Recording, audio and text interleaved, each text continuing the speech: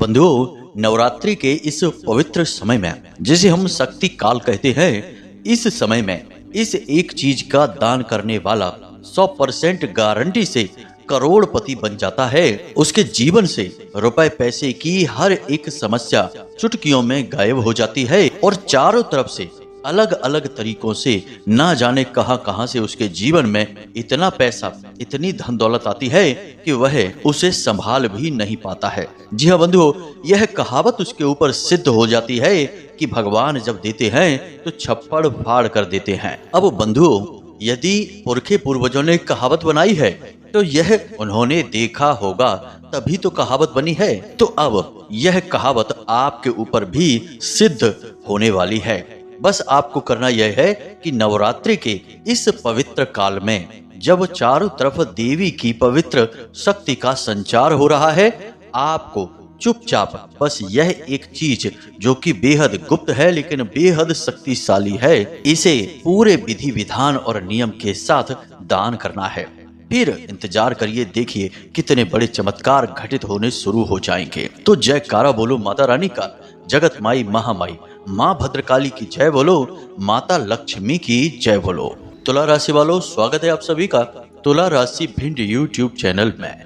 बदल जाओ समय के साथ या फिर समय को बदलना सीख लो। अपनी मजबूरियों को ही हर वक्त मत कोसो, हर हाल में चलना सीख लो। जी हाँ बंधुओं, ये दो लाइनें हैं, ये बताती है कि जीवन में किस प्रकार इंसान दुख उठाता है, समय के बदलने का इंतजार करता रहता है और समय है कि बदलने का नाम ही नहीं लेता है। और इसी बीच कुछ ऐसे कर्मवीर होते हैं जो समय को बदलने का बीड़ा अपने हाथ से उठा लेते हैं और कुछ ऐसा अद्भुत कर डालते हैं कि समय भी बदलता है, उनका जीवन भी बदलता है और एक समय ऐसा आता है कि जब उनकी पहचान भी बदल जाती है। अब कौन से हैं वो काम जो आपके समय को बदल सकते हैं, आपके जीवन और आपकी पहचान तक को बदल सकते हैं, यह जानना बेहद आवश्यक है। क्योंकि ऐसा नहीं है कि आप कुछ कर ही नहीं रहे हैं, आप सब कुछ कर रहे हैं, मेहनत कर रहे हैं, जो आपको समझ में आ रहा है वो सब कुछ आप करते हैं, फिर भी बदलाव नहीं आ रहे हैं। और आपको लगने लगता है कभी कभी ऐसा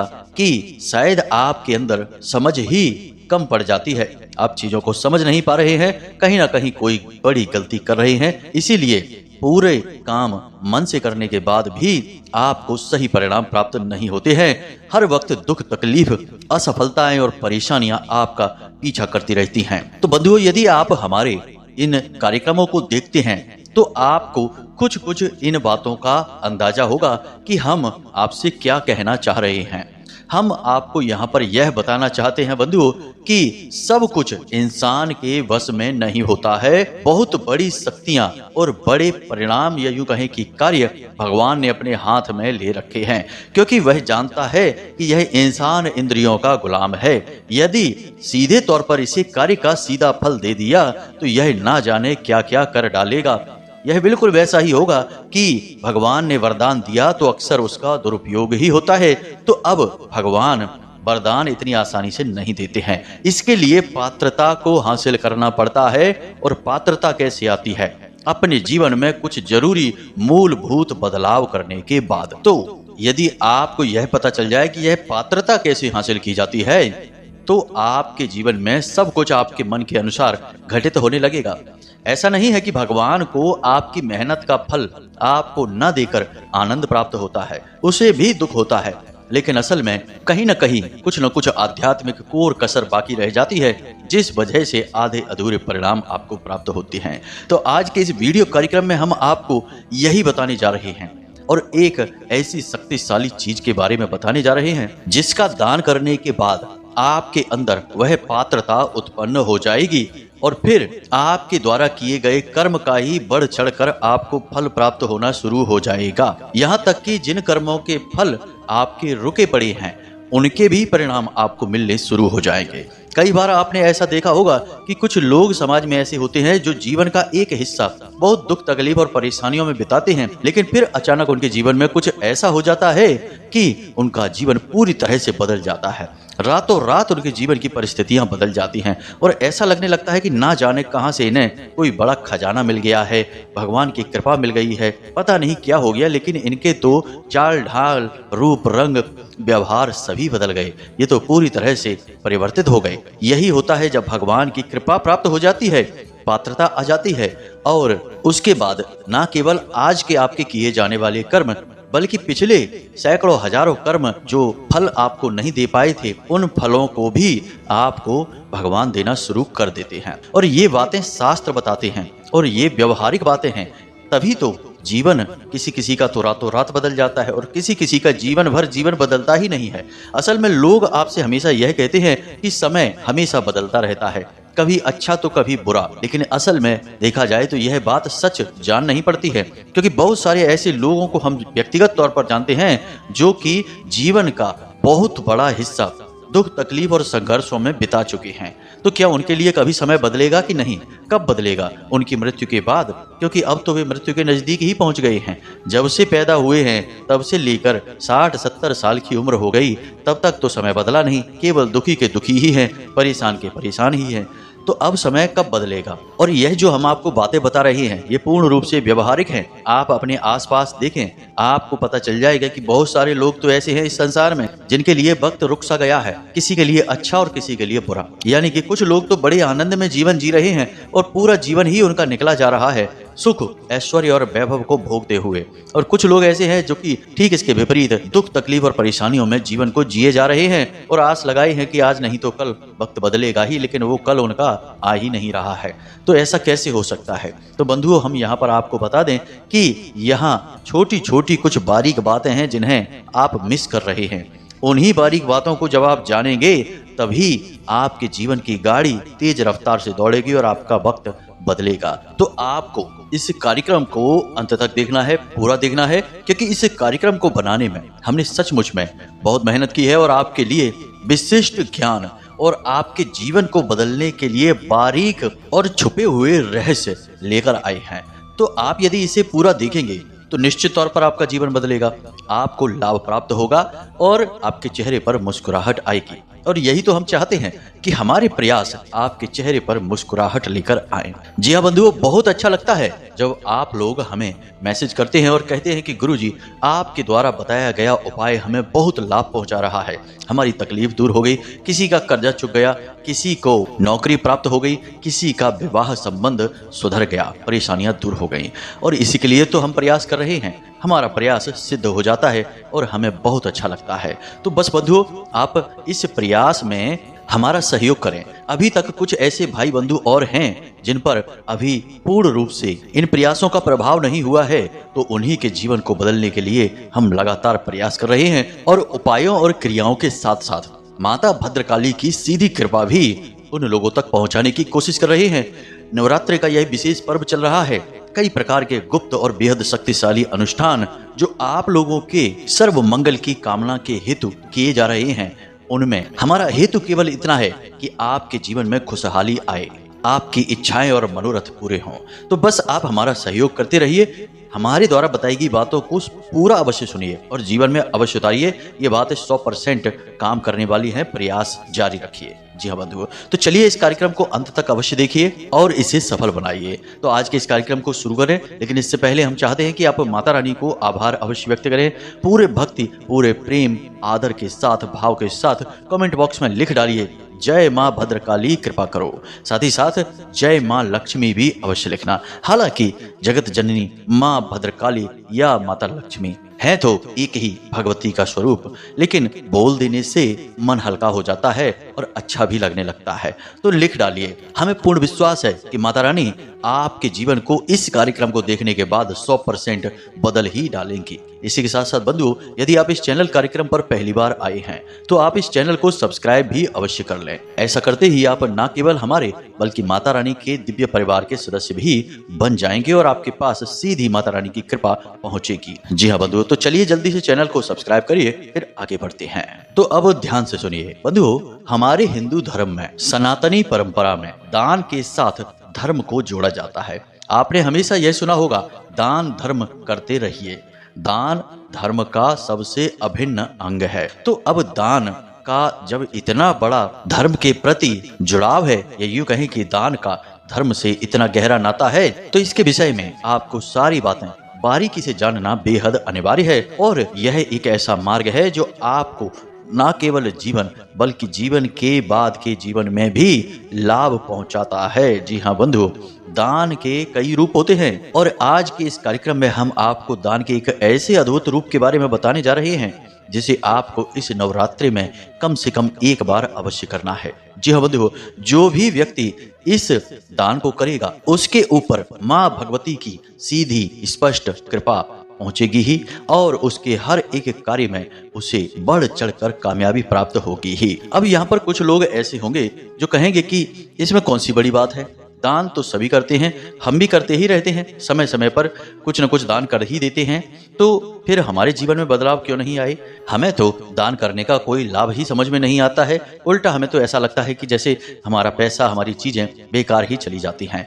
केवल धर्म के नाम पर, भगवान के नाम पर हम दान कर देते हैं, लाभ तो कुछ भी प्राप्त नहीं होता है। यानी कहने का मतलब यह है कि जो बात हम आपको बता रहे हैं दान के विषय में, उसके प्रति मन में संशय उत्पन्न होता है और होना स्वाभाविक भी है। मानव मन होने के नाते हर तरह के विचार इस मन में आते ही हैं। तो ऐसे लोगों को हम जवाब यह देना चाहेंगे कि मान लीजिए कि आप वैद्य के पास या डॉक्टर के पास जाते हैं, अपनी बीमारी बताते हैं कि मुझे बुखार है या फिर पेट में दर्द है, और डॉक्टर आपको दवा दे देते हैं। आप दवा लेकर घर आ जाते हैं और आप दवा खाना शुरू कर देते हैं, लेकिन आपको लाभ ठीक से नहीं होता, थोड़ा बहुत होता भी है, कभी कभी नुकसान भी हो जाता है। तो अब इसमें किसकी कमी है? क्या डॉक्टर की कमी है? क्या दवा की कमी है? क्या आपकी कमी है? जी नहीं, किसी की भी कमी नहीं है। कमी है तो विधि की, क्योंकि आपने विधि तो पूछी ही नहीं। हर एक दवा के साथ एक विधि होती है और दवाई क्या है? आपको कष्ट से मुक्ति दिलाने वाली एक विद्या है। अब इसे दान के परिप्रेक्ष्य में देखते हैं कि आप दान करते हैं, लेकिन आपको दान करने की सही विधि, सही संस्कार, सही नियमों का ज्ञान नहीं है, तो आपने कुछ भी कहीं भी कैसे भी दान कर दिया, तो क्या उसका आपको पूरा लाभ प्राप्त होगा? हो सकता है कि थोड़ा बहुत लाभ आपको समझ में आए, लेकिन इस भागदौड़ भरे चंचल जीवन में वे लाभ आपको समझ में ही नहीं आएंगे कि कहाँ लाभ हुआ और कहाँ नहीं हुआ। क्योंकि जब तक कुछ बड़ा परिवर्तन ना आए जीवन में, तब तक महसूस ही नहीं होता है कि किसी प्रकार का परिवर्तन हो रहा है। तो अब यहाँ पर प्रश्न यह उठता है कि यह विधि कौन सी है और इन विधियों का इतना महत्व क्यों है? तो बंधुओं ध्यान से समझिए, हम जो भी कुछ दान करते हैं वह असल में चीजों के दान से कहीं अधिक ऊर्जाओं के परिवर्तन के लिए किया गया प्रयास होता है। अब देवी देवता जिनसे समर्पित हम रहते हैं, पूजा पाठ करते हैं, जैसे कोई इंसान है जो भोले बाबा की पूजा कर रहा है, कुछ लोग हैं जो हनुमान जी की पूजा कर रही हैं, तो ये इन देवी देवताओं की विशिष्ट ऊर्जाओं को जागृत करने की कोशिश करते हैं। और जब हम दान करते हैं पूजा पाठ के साथ साथ, तो इन विशिष्ट ऊर्जाओं के जागरण में मदद मिलती है। दान से हमारा आध्यात्मिक बल भी बढ़ता है, यानी हमारी आत्मा का जो बल है वह शक्तिशाली होता है और हमारे इस भौतिक संसार में हमें सुखों की प्राप्ति होनी शुरू हो जाती है। तो मूल बात यह है कि दान करने की फिर सही विधि कौन सी है। मान लीजिए कि आप सड़क पर जा रहे हैं और किसी ने आपसे कुछ खाने के लिए मांगा और आपने उसे कुछ भोजन दे दिया या कुछ पैसे दे दिए। अब यह आपका पुण्य कर्म है। अब पुण्य कर्म में और दान में अंतर होता है। दान कर्म जो होता है वह दिव्य ऊर्जाओं को जागृत करने का कार्य करता है और पुण्य कर्म जो होता है वह आपके सौभाग्य का निर्माण करता है। तो मान लीजिए कि आपने किसी भूखे को भोजन करा दिया, तो इसका फल आपको इस प्रकार प्राप्त हो जाएगा कि आपकी नौकरी में जो आपको तनख्वाह मिलती है उसमें आपकी थोड़ी बहुत तनख्वाह बढ़कर आ जाएगी। जो समय पर नहीं मिलती होगी तो समय पर मिल जाएगी। व्यापार में जहां आपको नुकसान होने वाला था वहां आप किसी नुकसान से बच जाएंगे, यानी कि तुरंत इसका प्रतिफल आपको समझ में आ जाएगा। अगर आप चाहें तो इसे आप प्रयोग करके भी देख सकते हैं। एक हमारे मित्र हैं, जानने वाले हैं, उनके बारे में हम आपको बताएं तो हमने उनको एक प्रयोग करने के लिए कहा। हमने उनसे कहा कि तुम एक निश्चित रकम दान करके देखो और उसके बाद 30 दिनों तक इंतजार करो और छोटी छोटी बातों को अपने जीवन में नोटिस जरूर करते रहना, और तुम्हें समझ में आ जाएगा कि जो तुमने दान किया है उसके बदले में भगवान ने तुम्हें कुछ दिया है कि नहीं। यानी कि जो रेगुलर लाभ होते हैं उनसे कुछ हटकर कुछ अलग आपको लाभ प्राप्त होता है कि नहीं। तो उन्होंने वैसा ही किया। उन्होंने मात्र 100 रुपए एक भिखारी को दे दिए। देने से मतलब यह है कि उसे कुछ भोजन करा दिया और कुछ पैसे उसे दे दिए। अब उन्होंने इंतजार करना शुरू किया। आप यकीन नहीं मानेंगे कि उनकी तनख्वाह के साथ में वे वाले पैसे भी जुड़कर आ गए जो काफी लंबे समय से रुके पड़े थे। यानी कि कुछ इंक्रीमेंट उनकी सैलरी में हुआ था, लेकिन वह उन्हें मिल नहीं पा रहा था किसी पेपर वर्क की वजह से या फिर डिपार्टमेंट की विभाग की लेट लतीफी की वजह से वह रुका हुआ पड़ा था। तो उनकी अगली सैलरी में वह इंक्रीमेंट जुड़कर आ गया। यानी कहने का मतलब यह है कि यहाँ आपने एक हाथ से दान किया और वहां दूसरे हाथ से आपको उसका पुण्य कर्म वापस मिल गया, यानी आपके सौभाग्य का निर्माण हो गया। लेकिन यह जो दान है यह आपको क्षणिक सुख दिलाने वाला है, आपके सौभाग्य का निर्माण करने वाला तो है, लेकिन जीवन को परिवर्तित करने की शक्ति इसके पास नहीं है। क्योंकि जीवन को परिवर्तित करने के लिए दिव्य ऊर्जाओं का 24 घंटे आपके साथ रहना अनिवार्य है, तभी आपके जीवन में बड़े परिवर्तन आते हैं। तो अब इसीलिए हमारे हिंदू धर्म में यह कहा जाता है कि दान धर्म, यानी कि दान को धर्म के स्थान पर करना चाहिए। इसीलिए मंदिरों में दान पात्र रखे जाते हैं, मंदिरों में भोज की व्यवस्था की जाती है, और जो भूखे प्यासे लोग होते हैं यानी कि जो भिखारी होते हैं, जिनके घर में व्यवस्थाएं नहीं हैं खाने पीने की, और लाचार हैं, गरीब हैं, बूढ़े हैं, बुजुर्ग हैं, ऐसे लोग मंदिरों में जाकर आश्रय लेते हैं और प्रसादी के रूप में जो भंडारे चलते रहते हैं उनसे अपना पेट भरते हैं। तो यह जो दान किया जा रहा है मंदिर के माध्यम से ईश्वर की शरण में, वह आपकी दिव्य शक्तियों का, यानी आपके आसपास भगवान का एक रक्षा कवच बनाने लगता है, और इसी से सौभाग्य का निर्माण होता है। आपने अक्सर यह देखा होगा, पुराने जमाने की तमाम जो व्याख्यान हैं, प्रसंग हैं राजा महाराजाओं के, उनको भी जरा सुनकर देखिए तो आप देखेंगे कि जो दानवीर लोग हुआ करते थे, जो दान पुण्य किया करते थे, अक्सर प्राचीन काल के राजा महाराजा दान किया करते थे। तो वे दान अक्सर नदी के घाट पर किया करते थे, या फिर किसी मंदिर में किया करते थे, या फिर किसी यज्ञ हवन वेदी के आसपास यज्ञ करवाने के बाद किया करते थे। क्यों किया करते थे ऐसा? ऐसे ही चलते फिरते किसी को दान क्यों नहीं करते थे? क्योंकि दान का विधान यही है कि दान दैवीय स्थान पर किया जाए तो वह दिव्य शक्तियों का जागरण का कार्य करता है और आपके आसपास दिव्य शक्तियों का एक रक्षा कवच का निर्माण कर देता है, जो प्रतिपल आपकी सहायक हो जाती हैं। जी हाँ बंधुओं, तो अब उम्मीद करते हैं कि यहाँ तक आपको समझ में आ गया होगा कि दान करने का सही तरीका क्या होता है, नियम क्या होता है। अब यहाँ पर हम आपको यह नहीं कह रहे कि आप किसी भूखे को भोजन मत कराइए, किसी की मदद मत करिए, वह भी करिए, वह भी इंसानियत के नाते बहुत आवश्यक है। यदि एक इंसान किसी दूसरे इंसान के काम नहीं आएगा तो जीवन की गाड़ी ही रुक जाएगी, इंसानियत का पहिया ही रुक जाएगा, फिर तो जीवन बड़ा मुश्किल हो जाएगा। तो ऐसा नहीं करना है आपको। कोई आपके सामने आ जाए तो उसकी मदद करिए, वह दान भी आपके सौभाग्य का निर्माण करेगा, आपको लाभ निश्चित तौर पर प्राप्त होगा। यदि आप चाहें तो आप भी इस प्रयोग को करके देख लीजिए। किसी दिन आप जाइए कुछ खाने पीने के लिए, और आप अक्सर देखेंगे कि वहां पर कोई गरीब भिखारी आ ही जाता है कि हमें भी भोजन करा दो। यदि आपको ऐसा मौका लग जाए तो आप उसे भोजन करा देना और कुछ उसे पैसे दे देना। उसके बाद आप 30 दिनों तक इंतजार करना। हम आपको लिख कर दे सकते हैं कि निश्चित तौर पर आपको कुछ न कुछ ऐसा लाभ अवश्य प्राप्त होगा जिसके बारे में आपने उम्मीद नहीं की थी।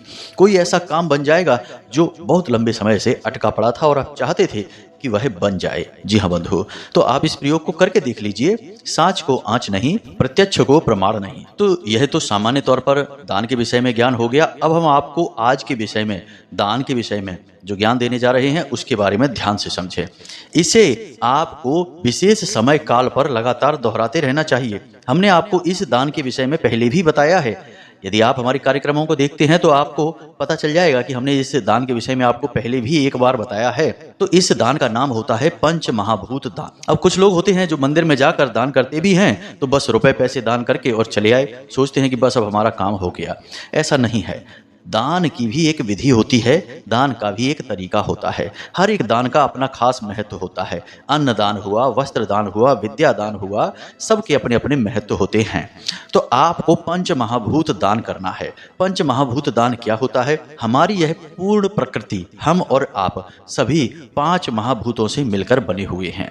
जी हाँ बंधु, इनके बारे में तो आप जानते ही होंगे, पृथ्वी, अग्नि, जल, आकाश और वायु। तो आज के इस कार्यक्रम में हम आपको पंच महाभूत दान यानी कि ये पांचों दान के विषय में बताएंगे, जिससे आपके सारे प्राकृतिक तत्व संतुलित हो जाएंगे और दिव्य शक्तियां भी इस भौतिक संसार में विचरण करती हैं। तो इन्हीं पंच महाभूतों के किसी न किसी रूप में विचरण करती हैं। जैसे जल के देवता जल के महाभूत के रूप में विचरण करते हैं, पवन देव पवन के महाभूत, और भूत प्रेत की पिशाचों की शक्तियां भी हवा ही कही जाती है। कहा जाता है ऊपरी हवा है, मतलब कि ये वायु प्रधान होते हैं। इसी प्रकार दिव्य शक्तियां जो हैं वे किसी भी महाभूत के रूप में विचरण कर सकती हैं। यानी भगवान की शक्ति की बात कर रहे हैं यहाँ पर हम। भगवान के लिए कोई पाबंदी नहीं है, वे किसी भी भूत के रूप में, यानी जो पंच महाभूत के रूप हैं उनमें से किसी भी रूप में विचरण कर सकते हैं। और जब पंच महाभूत एक साथ मिल जाते हैं तो यह स्थूल संसार और प्रकृति का निर्माण हो जाता है। भगवान ने तो पंच महाभूतों को मिलाकर स्थूल संसार में जन्म भी लिया है, जिन्हें हम भगवान श्री कृष्ण और भगवान राम के रूप में जानते हैं। तो खैर, यह सारी बातें आप समझते ही हैं। हम ये बातें केवल आपको इसलिए बताते हैं ताकि आपको सारा का सारा हमारा नजरिया समझ में आ जाए और आपको यह काम क्यों करना है, इसके पीछे जरूरत क्या है, यह भी समझ में आ जाए। जी हाँ बंधु, तभी तो आप किसी भी कार्य को करेंगे जब आपको उस कार्य के विषय में अच्छी तरह से ज्ञान हासिल हो जाए, पूरा ज्ञान मिल जाए। आधा अधूरा ज्ञान मिला तो आप वो कार्य करेंगे ही नहीं, और हम नहीं चाहेंगे कि आप उस कार्य को ना करें। हम चाहते हैं कि आप इस दान को जरूर करें, क्योंकि इसका आपके जीवन पर बहुत गहरा प्रभाव पड़ेगा ही पड़ेगा। नवरात्रि के ये जो पवित्र दिन है, ये शक्ति काल कहे जाते हैं, और इस समय इस संसार में शक्ति का संचार हो रहा होता है। देवी भगवती हर एक जीव में, हर एक कण कण में बड़ी ही तेजी से प्रवाहित हो रही होती हैं। तो इस समय यदि आप कोई उपाय, कोई क्रिया कर देते हैं तो उसका बहुत फल बढ़ चढ़कर प्राप्त होता है। तो यह पंच महाभूत दान महादान, सर्वश्रेष्ठ दान कहा जाता है। तो इसे जरा ध्यान से समझिए, आपको क्या करना है। नवरात्रि के किसी भी दिन आप इस दान को कर सकते हैं। इसके लिए आपको 5 प्रकार की चीजों की आवश्यकता पड़ेगी। थोड़ा समय भी आपका खर्च हो सकता है, और आप किसी देवी के मंदिर में जाकर ही इस दान को करें। जी हाँ बंधुओं, काली की माता भद्रकाली या फिर दुर्गा के किसी भी स्वरूप के मंदिर में आप जा सकते हैं। तो अब आपको क्या करना है, इसे आप ध्यान से समझिए। आपको 5 चीजें कौन कौन सी चाहिए। सबसे पहली चीज आसन चाहिए, जिस पर बैठकर लोग चालीसा वगैरह का पाठ करते हैं। तो आप 5 आसन खरीदिए, 5 किताबें खरीदिए। मंदिर में जो पढ़ी जाने वाली किताबें होती हैं, चालीसा वगैरह की किताबें होती हैं, ये सस्ती होती हैं, आप खरीद लें। 5 किताबें तो खरीदें ही कम से कम। 5 आसन, 5 किताबें, 5 माचिस जिससे कि दीपक जलाए जाते हैं, और 5 जल के पात्र। छोटे छोटे गिलास आप खरीद सकते हैं, और कुछ नहीं तो मिट्टी के कुल्हड़ भी आप खरीद सकते हैं जिनमें कि जल रखा जाता हो। घड़े भी आप रख सकते हैं, क्योंकि मंदिर में लोग पानी भी पीते हैं। जैसा आपको उचित लगे, यानी जल के पात्र लेने हैं 5। और इसी के साथ आप 5 पंखे ले लें। पंखे जो हाथ से घुमाए जाते हैं, उन पंखों को आप ले लें। आपकी जैसी व्यवस्थाएं हैं, बिजली से चलने वाले पंखे भी ले सकते हैं, और हाथ से घुमाए जाने वाले, जिन्हें हम देसी भाषा में बिजने कहते हैं या इंग्लिश में हैंड फैन कहते हैं, आप उन्हें ले सकते हैं। अब ध्यान से सुनिए, आपका जो आसन है वह पृथ्वी तत्व का प्रतीक है। आपने जो किताब ली है उसमें शब्द लिखे हैं, और रामायण में शब्द को आकाश तत्व कहा गया है। आपने जो माचिस ली है वह अग्नि तत्व का प्रतीक है, और आपने जो कुल्हड़ लिए हैं यानी पानी का जो पात्र लिया है वह जल तत्व का प्रतीक है, क्योंकि उसी का संग्राहक है।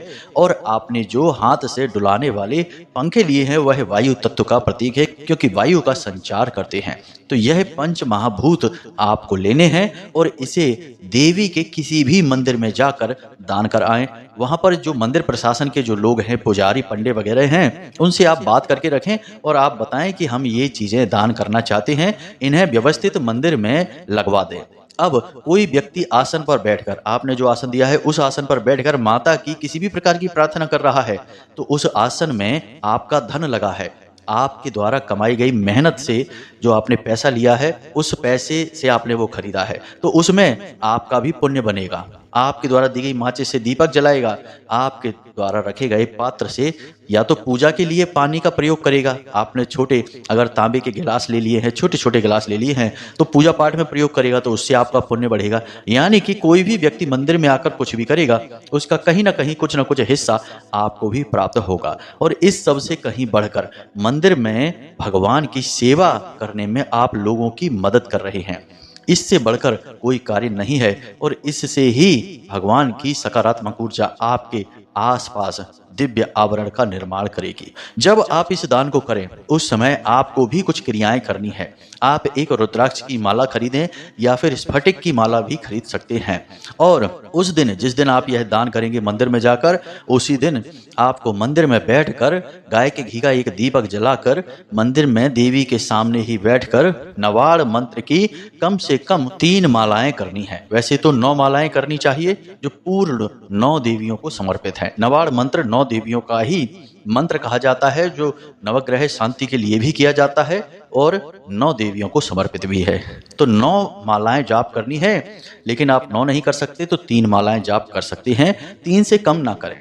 बस इतना सा आपको करना है और कुछ भी खास नहीं है। मंदिर में प्रसाद भोग वगैरह तो आप चढ़ाएंगे ही, पुष्प माता रानी को लाल रंग के चढ़ाएंगे ही, बस इतना सा आपको करना है। और आप देखेंगे कि उसी दिन से आपके जीवन में महापरिवर्तनों की शुरुआत हो जाएगी, हम गारंटी देते हैं। जी हाँ बंधु, आप इस कार्य को करके देखिए। हमने सैकड़ों हजारों लोगों के जीवन में परिवर्तन आते हुए खुद अपनी आंखों से देखे हैं, आपके जीवन में भी आएंगे। जो लोग ये कहते रहते हैं कि गुरु जी हमारे ऊपर तो कोई उपाय कार्य ही नहीं करता है, हम तो बहुत परेशान हैं, ऐसा लगता है जैसे कि कोई जानबूझकर हमारे पीछे पड़ा हुआ है, उन लोगों के जीवन में भी परिवर्तन आ जाएंगे, हम आपको पूर्ण भरोसे के साथ कहते हैं। बाकी तो माता रानी हैं ही हमारे भरोसे को आपके लिए मजबूत बनाने के लिए। जी हाँ बंधु, तो प्रेम से बोलिए जय माई की जय माँ भद्रकाली। माता रानी को हर वक्त याद करते रहना, जीवन में कोई भी कार्य करना, पर उस परमात्मा को, माता रानी को, माँ भगवती को मत भूलना, क्योंकि उद्धार तो उन्हीं की कृपा से होना है। मानव तो माध्यम मात्र है, कर्म तो वही कर रही हैं, अलग अलग रूपों में प्रकट होती हैं और इस संसार का संचालन करती हैं। तो बस बंधु, आज के इस विशेष कार्यक्रम को यहीं पर समाप्त करते हैं। कोई मन में यदि प्रश्न उठे तो आप पूछ सकते हैं कमेंट करके, या व्हाट्सएप नंबर पर मैसेज करके भी पूछ सकते हैं। जब हमें समय मिलेगा तो हम निश्चित तौर पर आपके प्रश्नों के जवाब देंगे। अब असल में यह जो शक्ति काल है, इसमें थोड़ी हमारी व्यस्तताएं बढ़ जाती हैं, तो हो सकता है कि आपको जवाब देर से मिले, तो धैर्य बनाए रखना, अधीर ना होना। बाकी आप चिंता न करें, आप हमारे कार्यक्रम से, हमारे चैनल के माध्यम से हमसे जुड़ चुके हैं, तो बिना किसी प्रयास के ही माता रानी की आपको कृपा प्राप्त होगी। हम आपको कह चुके हैं कि हमारे यहाँ निरंतर अनुष्ठान, जप और तप चालू हैं और इन सब का पुण्य फल आपको ही प्राप्त होगा, क्योंकि माता रानी आपकी सहायक हैं। जी हाँ बंधु, तो अब आज के इस कार्यक्रम को यहीं पर समाप्त करते हैं।